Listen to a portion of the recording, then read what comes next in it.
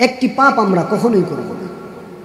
এই একটি পাপ যদি আমরা করি তাইলে আল্লাহ পাক রব্বুল আলামিন এত পরিমাণ রাগান্বিত হন, এত পরিমাণ অসন্তুষ্ট হন যে সরাসরি ফেরেশতারা আপনাকে আল্লাহ পাক রব্বুল আলামিনের শত্রু বলে ডাকে। একটি পাপ এমন মারাত্মক, এমন ভয়ঙ্কর, এই পাপ যদি কেউ এই পাপটি করে তাইলে সরাসরি ফেরেশতারা আপনাকে আল্লাহ তাআলার শত্রু বলে আপনাকে সম্বোধন করে। ফেরেশতারা আপনাকে আল্লাহর শত্রু বলে ডাকে।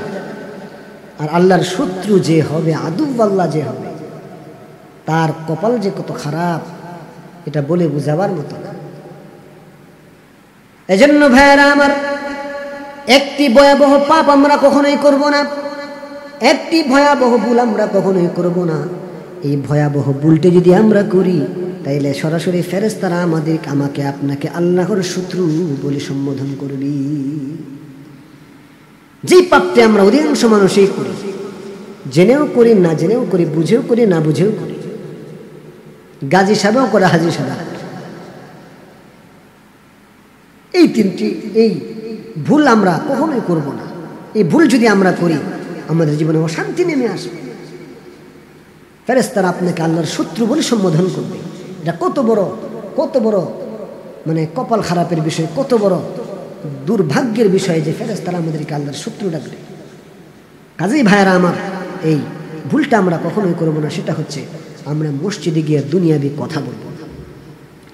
কোনো বান্দা যখন মসজিদের মধ্যে গিয়ে দুনিয়াবি কথা বলে, ফেরেশতারা প্রথমবারে তাকে বলে, সাবধান করে, হে আল্লাহর বন্ধু, হে আল্লাহর বন্ধু, চুপ হও, হে ওলিউল্লাহ, চুপ করো, চুপ হও, কথা বলিও না, মসজিদ কথা বলার জায়গা না। হে আল্লাহর বন্ধু, তুমি কথা বইলো না, তুমি চুপ করো। প্রথমবার আপনাকে ফেরেশতারা আল্লাহর বন্ধু বলে ডাক দিয়ে চুপ করতে বলে, হে আল্লাহর বন্ধু, চুপ করো, কথা বইলো না। এরপরে যখন আপনি কথা বলেন, ফেরেশতাদের কথা শুনলেন, এরপরে যখন আপনি দুনিয়াবি কথার বার্তার মধ্যে লিপ্ত থাকেন, আপনার স্থানটা একটু নিচে নেমে যায়, আপনি আরেকটু নিচে নেমে যান, তখন ফেরেশতারা বলে, হে আল্লাহর বান্দা, হে আব্দুল্লাহ, হে আল্লাহর বান্দা, কথা বলিও না, চুপ থাকো। প্রথমবার আল্লাহর বন্ধু আর বান্দার মধ্যে কি পার্থক্য এটা আমরা প্রত্যেকেই জানি।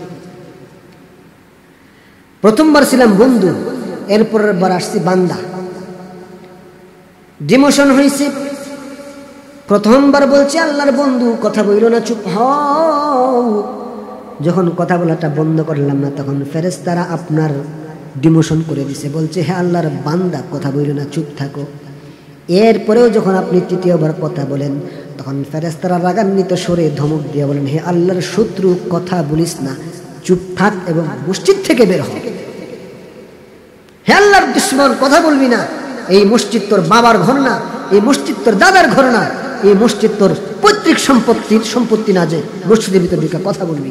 এই আল্লাহর দুশমন, কথা বলবি না, চুপ থাক এবং মসজিদ থেকে বের হ। কাজে চিন্তা করে দেখেন যে একটা ভুলের কারণে সরাসরি আল্লাহর শত্রু বলে আপনাকে ফেরেশতারা ডাক দেয়। ওই বান্দার কপাল কি পরিমাণ খারাপ। যার যত ক্ষমতা তার মসজিদে গিয়ে কথা তত বেশি বলতে হবে। মসজিদের ভিতর কথা বললে মনে হয় হের কমিটিগিরি ফলে না, মসজিদের ভিতর কথা না বললে হের সভাপতিগিরি ফলে না, হের সেক্রেটারিগিরি, হের কেশিয়ারগিরি মনে হয় মসজিদে কথা না বললে হের ফলে না।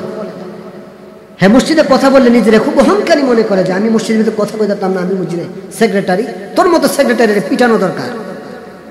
তোর মতো সেক্রেটারি হওয়া, সভাপতি হওয়ার, কেশিয়ার হওয়ার কোনো যোগ্যতা তোর ভিতর নাই।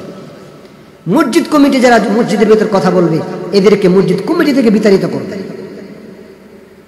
এরা কমিটির যোগ্য না। কি আম পাবলিককে কি সাধারণ কি সাবধাবে কি বলবে, এরা কথা কয়। আবার পাবলিক একটা কথা কইলে হেগর চোখের গরমে আগুন লেগে যেতেছে। এরা যে বেলা কথা কয় বাপদাদার গপ করে, সমস্যা নাই। যে বেলা পাবলিক কথা কয় সেই বেলা হেদের ধমকি কি মসজিদের ভিতরে মনে ঠাডা ফুটছে ধমকি। ফিসাবের ঘরের ফিসা, হে কত বড় ফিসা, হে কথা কইতেছে মসজিদ, হের গলার আওয়াজে সেই বেড়াতে ফুমুর করে কথা কয়। এ যে ধমকটা দেয় ওরা মসজিদের লড়াই, হে বলে কমিটি, এর কমিটিগিরি ফলানি লাগে মসজিদে গিয়ে। মসজিদের ভিতরে কোনো কমিটি নাই, মসজিদের ভিতরে সব আল্লাহর গোলাম, সবাই সমান। মসজিদের ভিতরে কোনো ধনী বিভেদ এগুলোর কোনো পার্থক্য নাই। মসজিদের ভিতরে গিয়ে জায়গা দখল করে হ্যাঁ বাপের জায়গা, এটা মসজিদের ভিতরে জায়গা দখল করে নয়, আরেক বেড়া খারাইলে হেরে ধমক দেয়। এই ধরনের বজ্জাত, এই ধরনের কুলাঙ্গার যারা আছে, আমি মনে করি এরা মসজিদের ভিতরে ঢুকারই উপযুক্ত। যারা মসজিদের কদর করে না, মসজিদের কদর করতে জানে না, মসজিদের সময় তোরে কেডাই কইছে মসজিদের কমিটি এবার লাগছে, এই ধরনের লোক যারা আছে তাদেরকে সাবধানে দিবেন। মসজিদের ভিতরে যদি আপনি কথা বলেন, আপনি কিসের কমিটি হইলেন, আপনি কিসের নামাজি হইলেন? মসজিদের ভিতরে ঢুকে আমরা কোনো প্রকার কথা বলবো না। যদি কথা বলি সরাসরি ফেরেশতারা আপনাকে আল্লাহর শত্রু বলে ডাকে। আপনি সামান্য কমিটিগিরি ফলানোর জন্য, আপনার সামান্য নেতাগিরি দেখানোর জন্য, আপনি সামান্য বল দেখানোর জন্য মসজিদে কথা বললেন, আর আপনার কি বড় ক্ষতি হয়েছে টের তো ফান নাই। গায়ের জোরে মাস্তানি করা যায়, সব করা যায়, গায়ের জোরে ইসলাম পালন করা যায় না, গায়ের জোরে আল্লাহর প্রিয় হওয়া যায় না। কাজে ভাইরা আমরা মসজিদে ঢুকে কথা বলবো। আল্লাহ তাআলা আমাদেরকে মহা ভাইরাস থেকে হেফাজত